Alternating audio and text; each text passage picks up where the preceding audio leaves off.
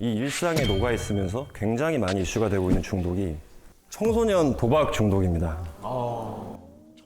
한 사례를 제가 말씀을 드릴게요. 고등학교 1학년 학생이었고 아마추어 복싱 선수였고요. 전국에서 메달을 딸 정도로 유망주였습니다. 이 친구가 스마트폰 도박 중독에 빠지면서 4년 동안 5천만 원을 날리게 됩니다. 학생이요? 네. 돈이 어디서 왔어? 그러니까. 처음에는 용돈으로 이제 시작을 하죠. 도박에 빠지니까 친구들한테 이제 빌리기 시작을 하고 부모님 지갑에 손을 대고 야. 심지어는 친구에게 사기를 치기도 하는 거죠. 범죄로 돈을. 자기 혹은 친구들을 범죄에 가담시키면서 이 중독에 빠져가지고 그 도박 자금을 마련하고 있는 청소년들이 계속 늘고 있다라고 하고요. 네. 그 중에는 이 부채 때문에 이 압박감을 견디지 못하고 자살을 하는 친구들도 늘고 있다고 해요. 진짜 이해가 안 되는. 카드 게임, 일반적인 뭐 포카라든지 이런 것처럼 레이스가 길게 가져가는 그런 게임이 아니라 빨리 순식간에 결과가 나올 수 있는 그런 게임들에 이제 아이들이 중독이 되고 있는 건데 예측이 안 되는 뭔가 보상이 기대되거나 보상이 따라올 때 그리고 새로운 거를 할 때 그리고 금지된 거를 행할 때 도파민이 굉장히 많이 분비가 돼요. 쾌락과 기쁨을 느끼게 해주는 신경 전달 물질이고요. 이렇게 일상의 행복감부터 아주 센 짜릿함까지 우리가 먹고 보고 듣고 하는 이 모든 오감과 관련이 있는 신경 전달 물질입니다. 혹시 여러분 굉장히 관련이 있습니다. 매운 음식에는 캡사이신이라고 하는 성분이 있는데 이게 들어가면 체내에서 서브스탄스 P라고 하는 통증과 관련된 물질이 나와요. 그래서 서브스탄스 P라는 물질이 나오면 우리 몸에서 어떤 일이 생기냐? 통증을 완화시키려고 엔돌핀이라는 애가 나오고 도파민이 나옵니다. 그래서 매운 걸 먹으면 기분이 좋아진다라는 게 매칭이 되는 거죠. 이거 중독이 있네, 맞네요. 맞아. 도파민이라니까. 네. 자, 그렇다면 어떤 분들이 중독에 잘 빠질까요? 저 옛날에 그런 책 읽었거든요. 도파민형 인간인가? 네네. 그래서 그게 뭐 도파민 수용체가 날 때부터 좀 더 많은 사람들이 있대요. 그럼 그 사람들은 이렇게 하나에 된 사람은 다른 것에도 중독될 확률이 높은 성격을 가지고 있대요. 맞습니다. 예. 중독은 유전적인 게 굉장히 커요. 정신과의 어떤 질환보다 여러분들 심각하게 생각하신 조현병, 조울증 이런 것들보다도 가족력이 더 세요. 그래서 내 조상 중에 뭐 친척 중에 중독 문제가 누가 있다. 그럼 나는 일단 조심을 해야 됩니다. 근데 문제는 이 도파민이라는 애가 내성이라는 게 있고 금단이라는 게 있습니다. 내성, 쉽게 말하면 똑같은 자극이 들어왔을 때 더 이상 그만큼 반응해주지 않아요. 그리고 금단이 있어서 이게 들어오지 않는 상태에서 굉장히 불편해지거든요. 이 두 가지, 내성과 금단 때문에 결국엔 중독이 되는 거죠. 그래서 도파민 중독이라고 하는 게 아니라 왜 중독이 되는 거야? 도파민 때문에 중독이 되는 거야가 맞는 표현입니다. 그렇다면 이 도파민이 유독 많이 분비되는 순간은 언제일까요, 여러분? 도파민? 여러분들이 여행 가실 때도 우리가 티켓팅하고 호텔 알아보고 막 전날 짐 쌀 때 제일 좋잖아요. 그 설레임. 때가 제일 좋죠. 이 설레임. 연애할 때도 마찬가지죠, 여러분. 우리가 연애를 시작하고 보통 짧게는 뭐 석 달, 길게는 2년 반, 그 정도의 기간 동안의 설레임을 느낀다라고 하죠. 이게 도파민의 유효 기간입니다. 그리고 요즘에 썸의 시대라고 또 하잖아요. 젊은 분들이 썸을 많이 타는 이유도 도파민 때문에. 일반적인 도파민의 어떤 수준 자체가 많이 올라가 있기 때문에 새로운 자극으로 계속 대체하려고 하고 있기 때문이 아닐까라는 생각도 좀 들어요. 자, 불륜도 여러분 마찬가지입니다. 뭐야? 와. 네, 실제 불륜 목적으로 하는 채팅방이고 실제로 알코올 중독 때문에 저한테 다닌 지가 지금 한 4년, 5년 됐는데 술을 끊는 과정에서 이 불륜 오픈 채팅방에 또 빠지신 거예요. 술을 끊으니까 일상에 자극이 없거든요. 남편분이랑 관계는 너무 안정적이고 그게 분명히 행복하고 좋은 걸 알아요, 이분도. 하지만 자극적인 거를 또 찾는 거죠. 갈망하는 거죠. 오픈 채팅방을 이용을 하기 시작을 합니다. 회사에서 일을 하다가도 계속 생각이 나요.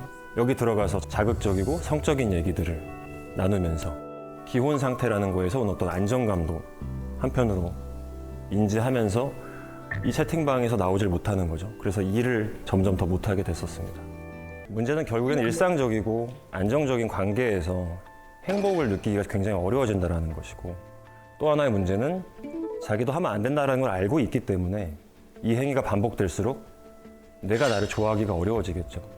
자존감이 점점 내려갈 수밖에 없고 결국에는 우울해질 수밖에 없다는 거죠. 이게 더 심해지면 공황장애나 우울증이 나타나기도 합니다. 제가 우울해요라고 병원에 찾아오는 분들, 저 불안감이 너무 심해요, 공황장애 같아요라고 오시는 분들이 사실은 그 이면에 중독이 깔려 있는 분들이 굉장히 많아요. 여러분들이 혹시나 내가 진짜로 중독에 취약한 사람일 수 있을까에 대해서 구체적으로 객관적으로 검사를 해보고 싶으시면 TCI 검사라고 하는 검사를 해보시면 도움이 될 수 있어요. TCI. 기질과 성격 검사인데,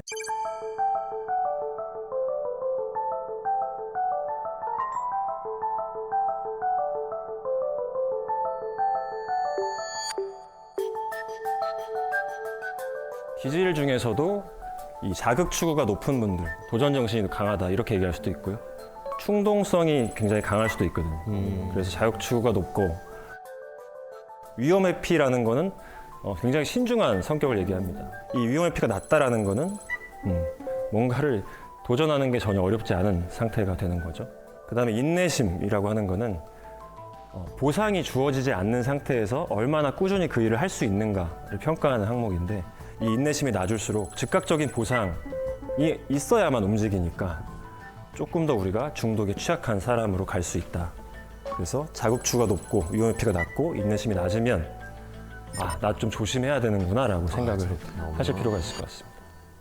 자, 여러분들은 스마트폰을 하루에 몇 시간이나 사용하는지 알고 계신가요? 그래서 오늘 오신 분들의 스마트폰 사용 시간을 한번 체크를 해봤습니다.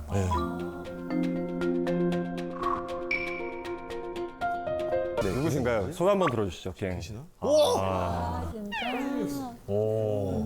주로 어떤 거에 많이 쓰시는 것 같아요? 인스타나 유튜브, 넷플릭스 틀어놓고 비슷해. 뭐 다른 걸 하실 때도 틀어놓고 계신 경우들이 있으세요? 화장할 때도 그냥 틀어놓고 화장을 하거나 그냥 잘 때도 당연하게 보는 것 같아요. 오늘 잘 들으셔야 될 것 같아요. 자, 우리가 일상에 중독이 얼마나 퍼져 있는지 보여주는 그런 사례가 있습니다.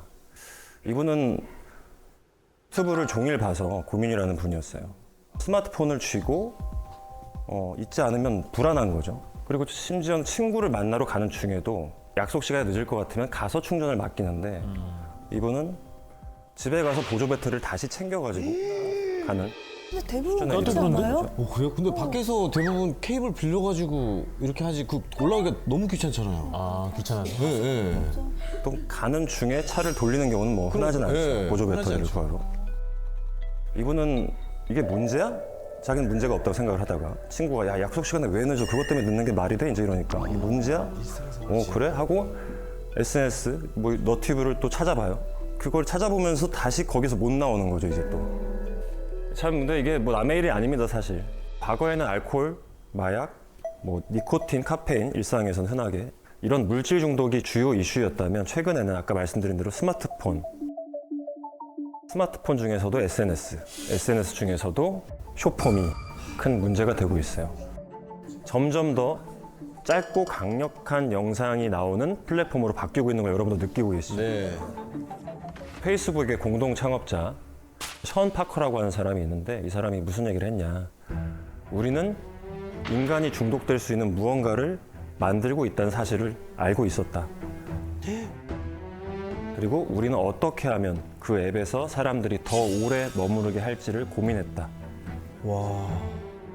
이 쇼폼의 위험성이 대두되면서 쇼폼을 디지털 마약이라고 이제 부르기 시작을 했고요. 디지털 마약이란 말에 걸맞게 쇼폼의 부작용으로 언급되는 현상이 있는데, 팝콘 브레인이라고 해요. 팝콘 브레인? 처음 들어봐요. 팝콘이 열을 내면 이제 툭툭 터지잖아요.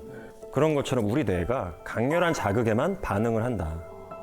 쇼폼이라는 게 짧은 시간 안에 시청자의 관심을 끌어야 되기 때문에 굉장히 자극적인 내용으로 압축을 해서 내가 좋아할 것 같은 애들이 계속 붙는다는 거죠. 근데 문제는 큰 자극에만 쾌감을 느끼기 때문에 소소한 거에서 행복을 절대 잘 느끼기가 쉽지 않다라는 거.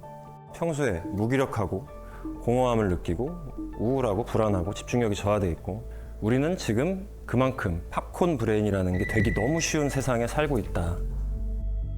저만 해도 계속 중독화시키고 있다고 생각이 드는데 제일 무서운 거는 뇌가 망가진다라는 얘기들이 나오는 거죠.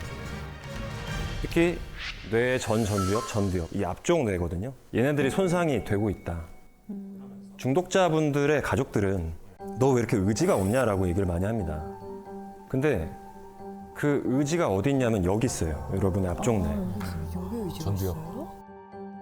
앞쪽 뇌는 중독이 진행될수록 계속 망가지는데 의지를 발현할 수 있는 부위가 망가진 사람한테 너 왜 이렇게 의지가 없냐라고 얘기를 하는 거는 접근 자체가 잘못된 거죠.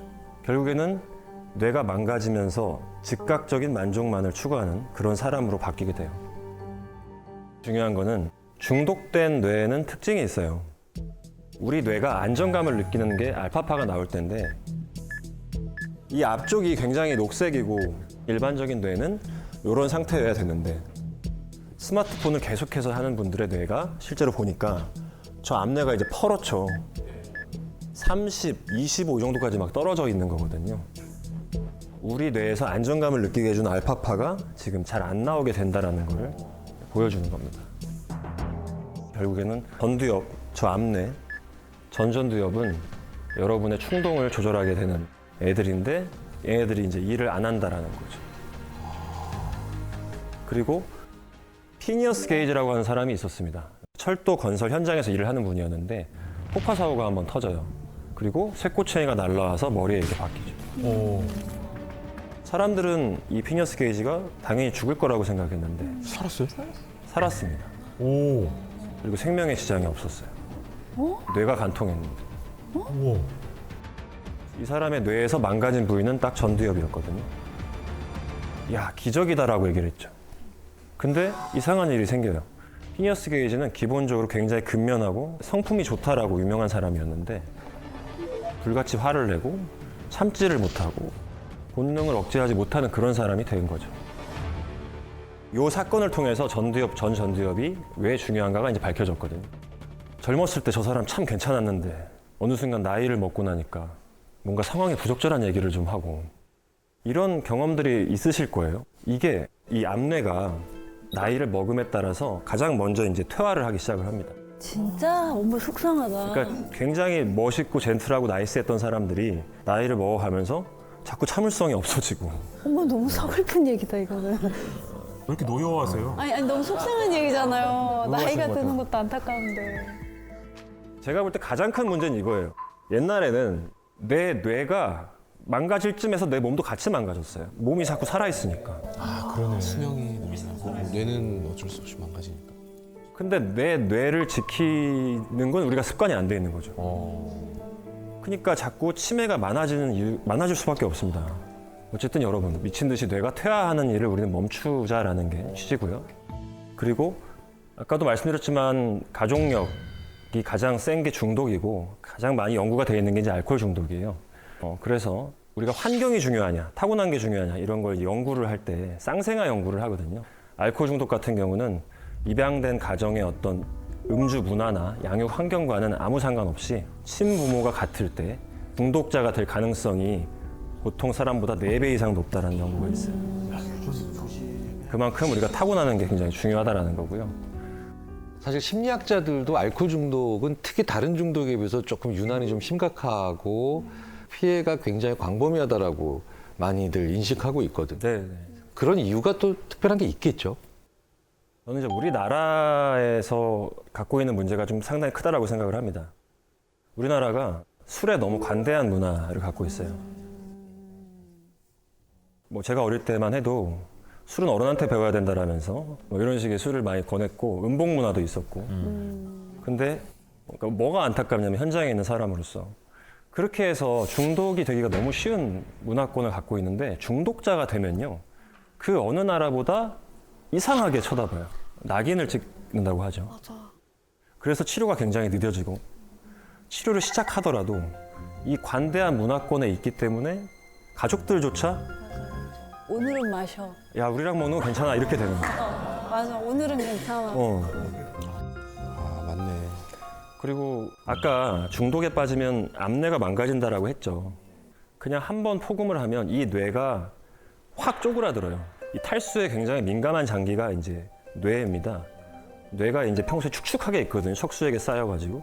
근데 술이 들어가면 수분기가 쫙 빠져서 확 쪼그라드는데, 근데 얘가 다시 자기 사이즈로 돌아가는 42일이 걸려요. 42일? 42일이 걸려요. 42일? 6주가 걸려요. 결국에는 40대부터 이제 알코올성 치매가 이제 올 수가 있습니다. 여러분의 뇌를 이제 지키기 위해서는 단주 기간을 확보를 충분히 하시는 게 제일 중요합니다. 야. 중독을 일으키는 도파민. 하지만 여러분이 행복감을 느끼는 것도, 열심히 지금 하루를 살 수 있는 것도, 그리고 여러분이 뭔가를 학습할 수 있는 것도 이 도파민입니다. 일단은 내가 스마트폰 사용하는 시간 우리 아까 한번 체크해 봤잖아요. 단절하는 시간을 가져보세요. 여러분이 학업, 여러분의 업무가 있다면 적어도 목적 할당량을 정해두시고 이 정도까지 해놓고 내가 본다든지 이런 식으로 밀어주는 그런 습관을 들이시는 게 중요할 것 같습니다. 공황장애가 신체 증상으로 나타나는 거라고 말씀드렸죠. 강박증은 생각으로 올라오는 거라고 말씀드렸잖아요. 이 신체 증상과 생각이 다 같이 작동해서 우리를 불편하게 만드는 것이 있어요. 바로 불면증이에요. 아, 너무 힘들어요. 근데 저는 좀 심해서 거의 7시에 잠드는 경우도 아침 7시요? 예, 7시에 잠드는 경우도 되게 많고 수면의 질도 잔다 하더라도 굉장히 별로 그닥 좋지가 않습니다. 그럼 혹시 잠을 잘 자기 위해서 노력하시는 게 있으신가요? 그렇죠. 뭐 따뜻한 우유 그리고 운동도 하고 나면 잠이 깨요 오히려. 그리고 막 샤워도 하고 별거 다 해봤거든요. 샤워는 따뜻한 물로 하세요? 뜨거운 물로 하세요? 뜨거운 물로 하죠. 그리고 그 막 책도 읽어보고 ASMR 뭐 빗소리 틀어보고 다 했거든요. 나도 다 해봤. 똑같네. 황재성 씨께서 하셨던 여러 가지 노력 중에는 진짜 딱 절반은 맞고 절반은 틀려요. 왜요? 우리가 흔히 가지고 있는 오해들 중에 하나가 자기 전에 뜨거운 물로 샤워하면은 잠을 잘 잘 수 있다. 그리고 운동을 정말 열심히 해서 몸을 피곤하게 만들면 잠을 잘 수 있다. 맞아요. 두 개 다 잠 못 자요. 왜냐하면 두 개 다 교감신경이라는 걸 자극해요. 아까 전에 공황장애 할 때 교감신경 말씀드렸죠. 잠을 잘 때는 부교감신경이 활성화되면서 이완돼야 되는데 내 몸이 갑자기 전투 모드로 바뀌니까 오히려 더 잠을 못 자게 되죠. 오히려 미지근한 물은 괜찮아요. 미지근한 물이나 반신욕은 괜찮습니다. 그럼 우리 몸이 이완돼요. 자기 전에 하는 운동도 뭐 몸을 활성화시키니까 교감신경이 자극되죠. 근데 나이가 드니까 자연스럽게 확실히 잠을 그렇죠. 잘 못 자게 되더라고요. 근데 그래서 저는 최근에 어떤 거 아니면 많은 분들이 그렇게 하실 것 같은데 휴대폰 보기. 예. 또 특별히 어떤 걸 봤냐면 왜 신점. 나하고 상관없는 남의 얘기를 하는데 옆에서 속삭속삭 하니까 그 소리 듣다가 잠을 들어요. 근데 지금 말씀하신 게 그렇게 틀린 얘기는 아니에요. 그래요? 네. 왜냐하면 우리의 잠을 방해하는 대표적인 습관은 현실적인 생각이에요. 우리 뇌는 나와 관련된 현실적인 생각을 하면 이건 되게 중요한 문제예요. 그렇기 때문에 우리 뇌가 쉬려고 하다가도 다시금 활성화되면서 각성돼 버립니다. 가장 대표적인 현실적인 생각. 잠 자려고 누웠을 때 정말 너무 흔하게 하지만 너무 나쁜 현실적인 생각. 뭐죠? 자야지. 자야 되는데 못 자면 어떡하지? 생각도 하고 입으로도 말하고 막. 나 오늘 못 자면 내일 피곤하고 일하는데 지장이 있고. 이 현실적인 생각은 긍정적인 생각이든 부정적인 생각이든 다 못 자요. 내일 소풍 가면 현실적인 생각이죠. 내일 소풍 가면 그날 잠을 잘 수 있어요, 없어요? 못 자요. 너무 설레어요. 내가 설레이는 건데도 현실적인 생각을 하는 순간 우리는 잠을 못 자요. 똑같은 생각이라도요. 그 생각이 현실적인 생각이냐 비현실적인 생각이냐에 따라서 우리의 잠의 반응은 달라요. 제가 어제 밤에 잠을 잘 잤을까요? 아니요. 못 잤죠. 왜냐하면 어쩌다 오르내 나오잖아요. 어쩌다 어른에 나가는 이 녹화가 있으니까 어제 누워서도 이 어쩌다 어른 생각밖에 없는 거예요. 아, 나 지금 대본 더 한 번 더 확인해야 되는데 대본 봐야 되는 시간에 코미디 빅리그를 해가지고 내가 코미디 빅리그를 봤네.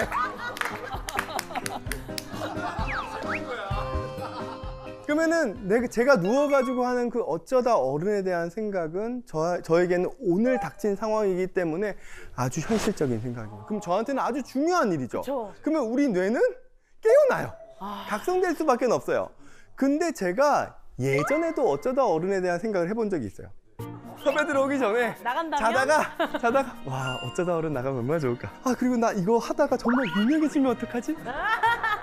이 생각을 하면서 잠을 자죠. 왜냐하면 비현실적인 생각이잖아요. 왜냐하면 현실적인 생각이 아니기 때문에 나한테 그렇게 중요하지 않아요. 그러면은 똑같은 어쩌다 어른에 대한 생각을 했음에도 불구하고 나에게 현실적인 생각이 아닐 때는 그냥 기분 좋게 생각이 이리저리 왔다 갔다 하다가 몸이 편안해지면서 스르륵 잠에 드는 거예요. 근데 우리가 본능적으로 이 현실적인 생각을 벗어나기 위해서 하는 게 있어요. 아까 김성경 씨께서 얘기해 주셨다. 네, 넷플릭스 보는 거. 왜냐면은 생각을 유튜브나 티빙이나 OTT 쪽으로 옮기면서 현실적인 생각에서 벗어나게 되면 우리는 조금 잠을 잘 수 있죠. 다만 이건 있어요. 우리가 잠을 잘 때는 눈에 빛이 들어가면 안 좋아요. 기본적으로 그 멜라토닌 분비가 떨어지기 때문에 보시는 것보다는 듣는 게 좋아요. 듣는 게 좋습니다.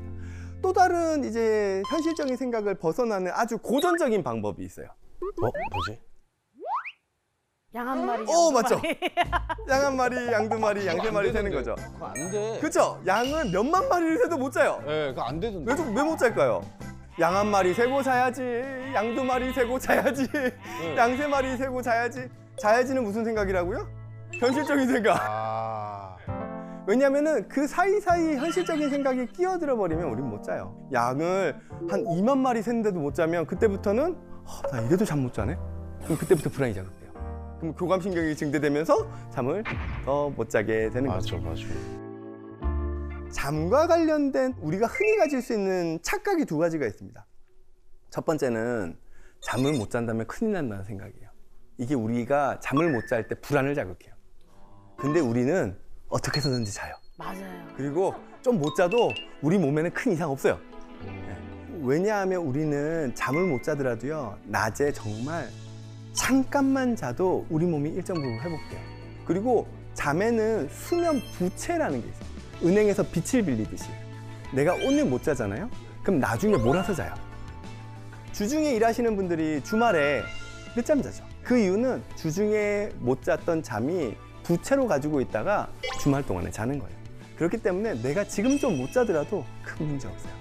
거기에 대해서 내가 생각을 하면 할수록 나의 잠에 대한 불안만 높아지면서 잠을 더 못 자게 가는 거죠. 또 한 개는 침대에 눕자마자 베개에 머리를 대자마자 자는 거를 꿀잠이라고 생각하시는 분들이 있어요. 그리고 그거를 엄청 부러워하시는 분들이 있어요. 저 진짜 부러워요. 저 그렇게 잘 때도 되게 많아요. 실제로 그렇게 자는 사람도 있어요. 정말 그거는 복을 타고나신 분이에요. 와. 네, 근데 우리가 정상적으로 잠을 드는 데까지 걸리는 시간, 입면 시간은 30분에서 1시간까지가 정상이에요. 근데 우리가 누워가지고 진짜 5분만 지나도 왜 잠이 안 오지? 자야 되는데? 맞아요. 이 생각은 현실적인 생각이죠. 그럼 더 못 자요. 그러니까 정확하게 말씀드리면 교감신경과 부교감신경의 전환이 빠르신 분이 있어요. 그건 타고나야 돼요. 그거는 그 사람의 독특한 성향이기 때문에 우리가 부러워하면 안 돼요. 그렇기 때문에 자려고 누웠을 때 바로 자야 된다는 그 강박관념이 우리로 하여금 잠에 대한 불안을 더 늘리고요. 이런 분들이 뭐에 빠지기 쉽냐 하면 수면제 중독에 빠지기 쉽어요. 침대에 누워서 30분에서 1시간은 기다리는 게 정상이에요. 그래도 괜찮아요. 그럴 때 우리는 잠을 잘 수 있는데 누워가지고 15분만 딱 지나고 나면 나 잠 못 자네? 못 잘 것 같은데 약 먹자. 이렇게 되면 이거는 무조건 버릇이 되고요. 이러면 약 못 끊어요. 그렇기 때문에 내가 지금 좀 못 자더라도 큰 문제 없어요. 거기에 대해서 내가 생각을 하면 할수록 나의 잠에 대한 불안만 높아지면서 잠을 더 못 자게 가는 거죠. 자, 이때까지 제가 말씀드렸던 불안과 관련된 증상은 나에 대한 거였죠. 내가 공황 증상이 생기고, 내가 강박장애가 생기고, 내가 공포증이 생기고, 내가 불면증이 생기고. 근데 지금부터 말씀드리고 싶은 거는 불안이 우리의 관계에 어떤 영향을 미치는지에 대한 걸 알려드리고 싶어요. 우리가 어렸을 때부터 발달 과정에서 다양한 상황들에 노출되면서 우리의 성격이라는 게 형성되는데, 그 성격이라는 게 형성되는 과정에서 불안이 자극되게 되면 대표적인 성격 유형이 2가지 정도가 있을 수 있어요. 물론 더 많은 것들이 있을 수 있지만 대표적인 것만 말씀을 드리자면, 첫 번째는 자기애성 성격이에요. 나르시시즘이라고 얘기하죠. 그리고 2번째는 의존형 성격입니다. 예. 자기애성 성격은 내가 가지고 있는 결점이나 공허함을 어떻게 해서든지 딴 걸로 채우려고 그래요. 이걸 내가 비워두게 되면은 나의 결점을 있는 그대로 바라보는 것 자체가 너무 불안해요. 나는 항상 남들한테 예쁘고 멋있고 완벽한 모습으로 보여주고 싶은데, 나의 결점, 나의 외로움, 나의 공허감, 이런 것들을 참지 못하는 거예요. 그리고 그거를 가짜 자기로 채워요. 타인이 있다 그러면 관계에서 나의 이 결점을 채워넣기 위해서 타인을 이용해요. 타인을 희생하게끔 하는 거죠. 이게 대표적인 게 가스라이팅이죠. 그래서 자기애성 성격이 있는 경우 나를 위해서 자꾸 타인을 이용하기 때문에 가스라이팅을 하는 가해자가 되기가 쉬워요. 가스라이터가 되는 거죠. 반대로 의존성 성격에 있어서는 나의 결점이나 나의 부족함을 너무 내가 과도하게 느껴요.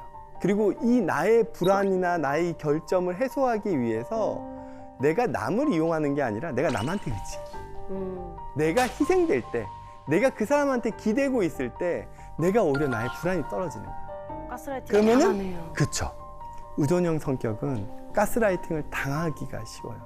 결국 이 불안이 잠재되어 있는 성격은 외부적으로 내가 그럴싸하게 거짓된 나를 꾸며내면서 남을 이용하느냐, 혹은 내가 그 불안을 감당하지 못하면서 이거를 누군가가 해결해 주기를 원하면서 남한테 휘둘리거나, 이렇게 되기가 쉬운 거죠. 근데 제가 이 주제를 가져온 이유는 제가 한 시사 사건 방송에서 다뤘던 하나의 사건 때문에 그래요. 인천에서 한 초등학생이 계모에게 학대를 당해서 결국에는 비참하게 사망하게 되는 사건이었거든요. 이 양모인 A씨는 초등학교 5학년 의붓 아들을 상습적으로 때리게 하면서 학대한 걸로 기소가 됐는데요. B군은 이 의붓 어머니에 의해서 학교도 보내어지지 않았어요. 집안에서 집안일을 시키고, 그리고 말을 잘 안 들으면은 연필로 허벅지를 찌르거나 눈을 가린 채로 의자에 16시간 동안 결박을 해놓는 등으로 학대를 했죠. 사망 당시에 이 B군은 키가 148kg에 몸무게는 29.5kg밖에 되지 않았어요. 제대로 먹이지도 않았다는 의미죠. 이 사건을 파헤쳐 봤더니 이 가해자인 의붓 어머니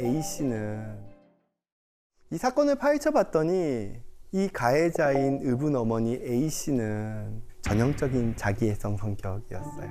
겉으로는 봉사활동도 열심히 하고 교회 생활도 열심히 하고 본인도 정말 예쁘게 꾸며요. 그리고 밖에서는 정말 그 의붓 아들을 내가 직접 낳은 아들이 아님에도 불구하고 정말 애지중지 키우는 듯이 꾸며내고, SNS 상으로도 우리 가족이 너무 행복해요라는 거를 계속 올려요. 근데 막상 뒤에서는 그런 학대를 저지르고 있었던 거죠. 참 특이한 점은 이 B군의 친모가 아들을 너무 보고 싶어서 몰래 학교를 찾아가서 이 아들을 만납니다. 그러니까 이 아버지와 이 의붓 어머니는 친모가 몰래 아들을 만나러 간 거에 격분하면서 이 아버지가 너 그럴 거면 아들 데려가라고. 근데 이 의붓 어머니가 자기는 제대로 키우지도 않고 있으면서 절대로 보낼 수 없다 그래요.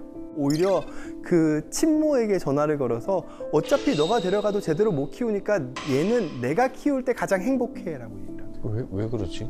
왜냐하면 이 의붓 어머니 입장에서는 이 아이가 나의 거짓된 자기를 채워넣기 위한 도구로 필요하기 때문이죠.